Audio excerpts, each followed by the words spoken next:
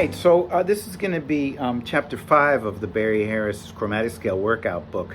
And this came about because a student asked me about a lick I played in the last one.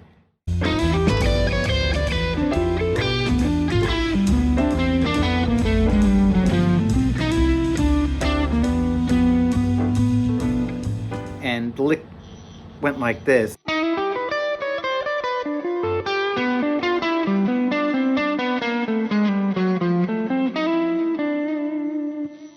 It's a very jazzy sounding lick, sort of old school jazz vocabulary, right?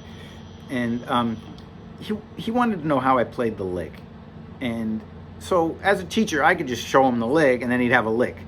Or I could explain to him the formula for it and have him come up with different versions of the lick within the same key. And that's what I did. So let's analyze the lick. And so what I do, because we're using this C major scale, it's over G7.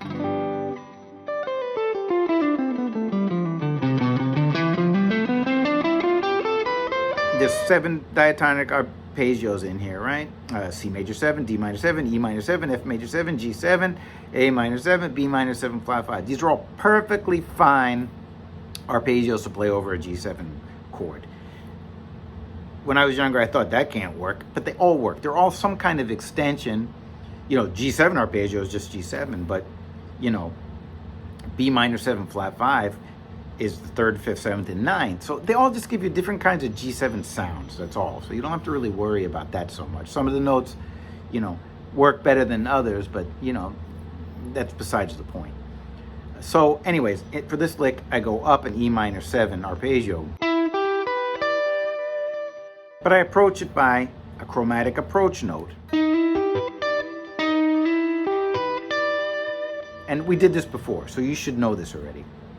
And when I get to the top, that's the flat 7 of this E minor arpeggio. I want to go down a 3rd. But I have to use, I don't have to, but I'm using Barry Harris's chromatic formula. So I'm going to go down, putting a chromatic note in between. To get to that B, though, I'm going to go back to D, and then play the B. From this point, I'm on B now. I'm going to play the diatonic chord, which is B minor 7 flat 5, but I'm playing it as a pivot. So the 3rd, the 5th, and the 7th are going to be below. Now, from that A note, which is the 7th of that B minor 7 flat 5, I'm going down a scale tone, which would be G. I'm playing a pivot from that G, right? From that point, I go a scale tone below that F note and play E, and I'm going to play the pivot on there too, which would be E minor 7, right? E, G, B, and D. From that point, I'm going down another scale tone, but I'm not playing the arpeggio. I'm just going to use Barry Harris's chromatic scale, and I'm going to descend. So I'm going to go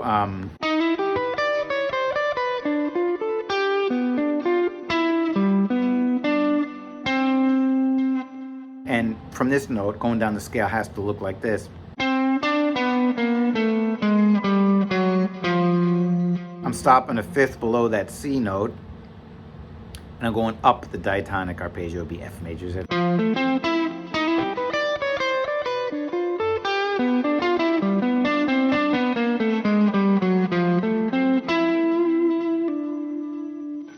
And that's the lick that I played. So now that we have a formula, you know, if this formula is just hard for you to remember, you can go get the PDF, but we're just going to go down one at a time. Okay, and so if we started on E, next one is going to be D minor 7. So I'm going to do the same thing, approaching by a chromatic approach note. I want to go down a 3rd, which would be A. So we have to go by Barry Harris's rule. A minor 7, pivot. scale tone below, scale tone below.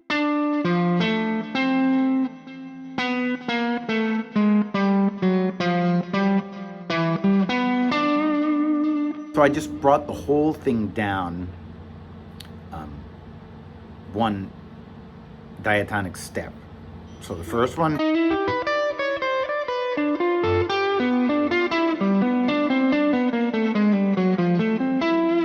next one,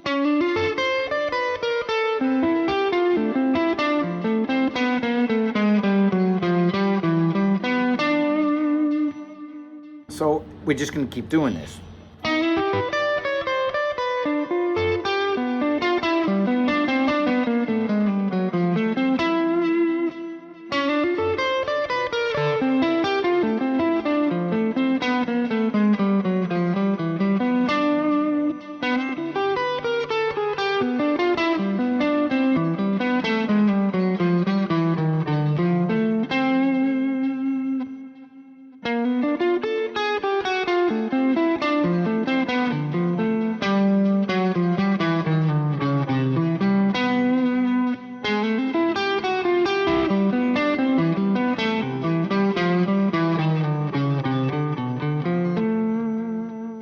Now, if we stick to the exact same rules, that's as far as we can go. There's ways to keep going, and we'll talk about that in the next one. But for the time being, I would suggest that you try to get these under your fingers. And again, I always suggest that you do it to some, at least a track. And we just generally have been using a G7 vamp, and that's going to be perfectly fine to try this. So let's try that and see if we can do it, okay?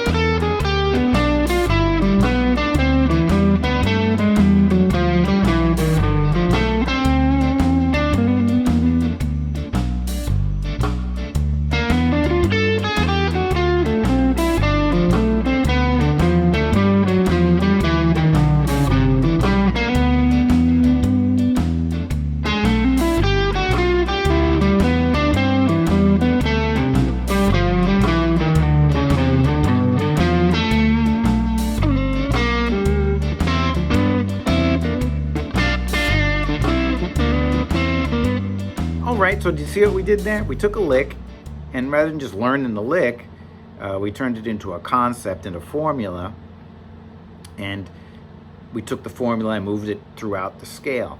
Now, if you have to repeat it over and over and over again, and once you repeat it enough, it becomes just part of your musical DNA, and then you can use it freely, and not stuck playing it the same way every time, right? So the trick is to get a lot of these things going, and eventually they all start to become your own sort of musical language, all right? So try it out and tell me how it goes.